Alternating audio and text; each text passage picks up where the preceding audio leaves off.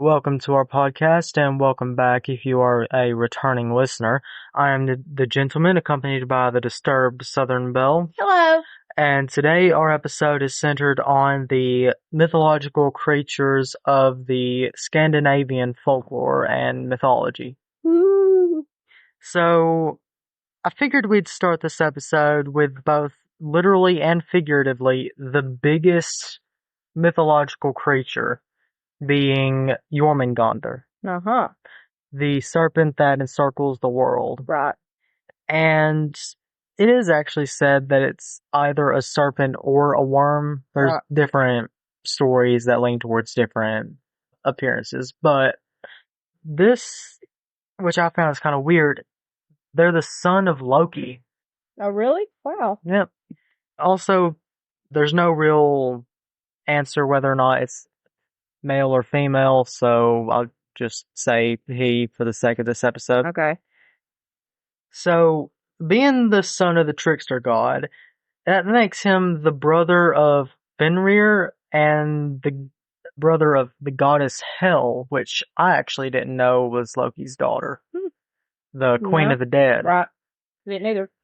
So, as many Norse and Scandinavian stories are, the story of Jormungandr is kind of sad because as he was living with his siblings and their mother, who was the giant Angrboda or something, I can't really pronounce that, the gods had received a prophecy of Ragnarok, where Jormungandr is both slain and slays the god Thor.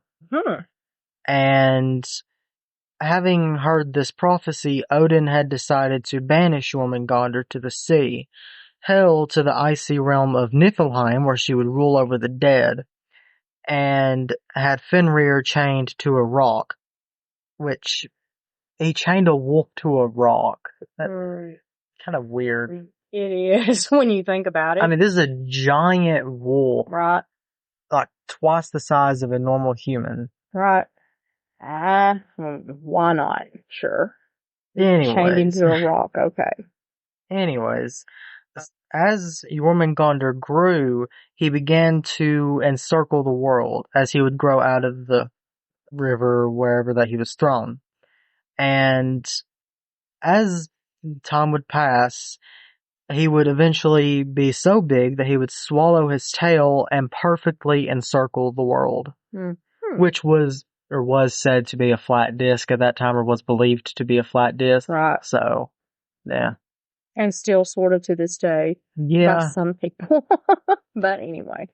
So, once the prophecy of Ragnarok was to come to pass, Fenrir would break his chains, Hel would supply him with an army of the dead, and Jormungandr would release his own tail, and they would all join the forces of chaos in an attempt to destroy the gods. Well, not entirely undeserved, but... Well, true. And that is a heck of a plan, too. I mean, they're coming out hard, so to speak, if you think about it. They would also be joined by the giants, which I'll cover that later. Right. The downside of this is that it would begin Fimbulwinter, a never-ending winter. So, there is that. Right. Anyways, this is what led to Jormungandr being seen as a symbol of transformation, is because after Ragnarok, the gods would triumph and they would raise a new civilization from the ashes. I don't know why specifically Jormungandr was chosen for this. Probably because he's also the beginning and the end kind of thing. Yeah. Assuming this is supposed to be a better civilization as well. Or just a civilization. Okay. Well, never mind then. You would just think, but okay. You would, but... All right. What I find most interesting about this, though, is that depictions of Jormungandr actually appear on Christian runes and engravings from when Christianity spread to that region. That is interesting. The odd thing about that is that the monks that would celebrate Christianity were typically not too embracing of other religions. Right. So it's weird that they would preserve kind of this religion, these Yeah, stories, exactly. That is odd. You're right, though. Usually they tried to wipe out the old stories. especially when it comes to paganism and stuff. Right. So yeah, that is strange. Anyways, the next story is that of the dwarf Fafnir. And I did actually mention Fafnir in an older episode about the Norse gods, one of our first episodes actually. Right. Anyways, so the story is kind of sad. Loki and I believe it was Thor who was accompanying. He was accompanied by a bunch of them, but Loki was out hunting for dinner and he spotted an otter Oh yes. Hmm. whose name was Otter. I remember Otter. Anyways, Poor old Otter. yeah, But he killed him with anyway, a stone. yeah. They just threw it perfectly. Yeah. It's not funny, but it's off the rails. So anyway. Yeah, anyway, so after this had happened, Fafnir's father was grief-stricken, Of obviously, course. and had demanded that Loki fill his son's skin with gold. I remember that, which I thought at the time and even now is an odd choice for a bag of for gold, but whatever. Normal-sized otter, too, so Yeah. So how much would it hold? no idea. Not much, because I don't think otters once again are Enough to that big. warrant a dragon protecting it, Oh, because Fafnir is a dragon. okay. Well, he's a dwarf turned into a dragon. Due to greed. That's an odd reason, but okay. It's partly due to the curse that Loki put on this treasure. It was said to be cursed so that any who, quote unquote, owned the treasure would suffer greatly. Hmm. And so Fafnir would eventually end up killing his other brother and his father over the gold Okay. and any treasures that were contained with it. Right. And he would eventually turn into a dragon in order to protect this mound of treasure, this hoard. Well, I guess that is the logical way to go. Sure. Eventually, Fafnir would meet his end by the hand of a man named Sigurd and his other brother Hmm. Regan, whatever. Right. And this is actually mentioned in a story, an epic kind of Sigurd. Mm-hmm. And anyways, there are also theories that Fafnir turned into a worm rather than a dragon, which is interesting. Yeah, it is. But that's pretty much it for that story. Just a quick little recap. I guess you could think of it as a plug to our older episode. Yeah, it's a very interesting story. It is. The next actual entry that's unique to this episode is the Draugr. These zombie-like creatures are corpses of those who did not quite reach Valhalla when they died. Okay. And so their souls were essentially forced to stay in Midgard, trapped in their own corpses and doomed to seek redemption by guarding treasures and corpses of great warriors. Well, that's a heck of a punishment, isn't it? I'm not sure it's really a punishment as more something that they were that they felt like they had to do. Oh, well, maybe. Maybe it is more like that then. Kind of paying respects to those warriors by guarding them. Maybe. It's also said that they can't really roam far away from where they died, which kind of makes me wonder what happens to their souls if they do.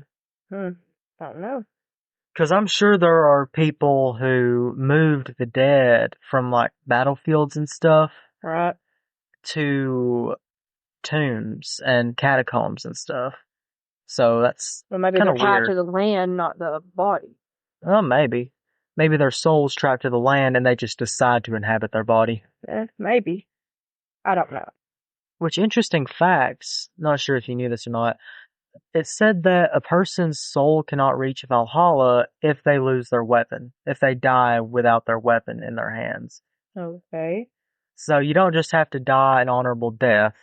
you have to actually die with your weapon in your In your hands. hand. That's pretty bad. Because, I mean, That's pretty strict. yeah, because a lot of people could die with just maybe dropped it and just couldn't reach it or something, or that's kind of My sad. going theory behind this actually is that it's to prevent cowards from getting into Valhalla. Because Maybe. it said that to die without your weapon in your hand, to die willingly, is cowardice. Right. Maybe that's what it is. Anyways, next and lastly is the Jotnar, who dwell in the freezing realm of Jotunheim. These are a race of giants whose rule began long before the Aesir gods came into power.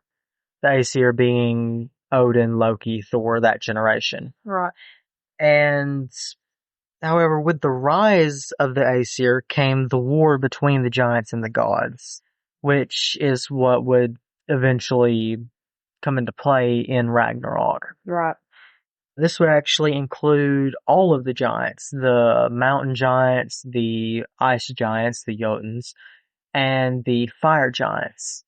One in particular named Surtur, who was a fire giant from Muspelheim, something like that, who would leave the entire world in flames in Ragnarok, or during Ragnarok, Wow. only to be extinguished in Fimbulwinter.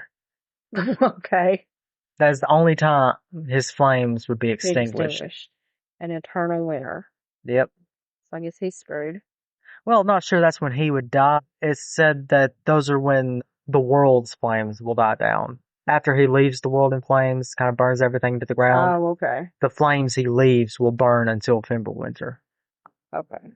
At least that's according to the stories that I've heard. Right.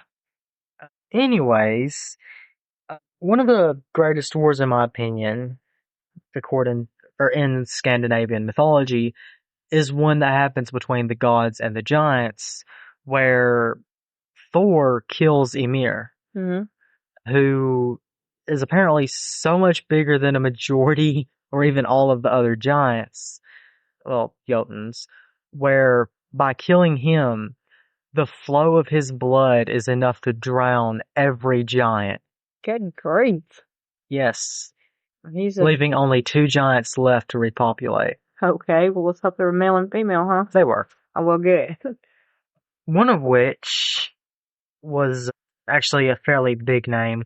I don't have it written in my script for some reason.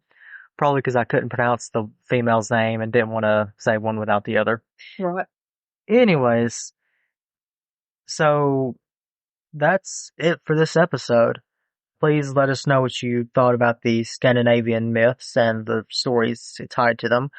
And let me know if there are any you want me to cover in our subsequent shorts. I guess I'll turn it over to the Belle so she can tell you about her episode.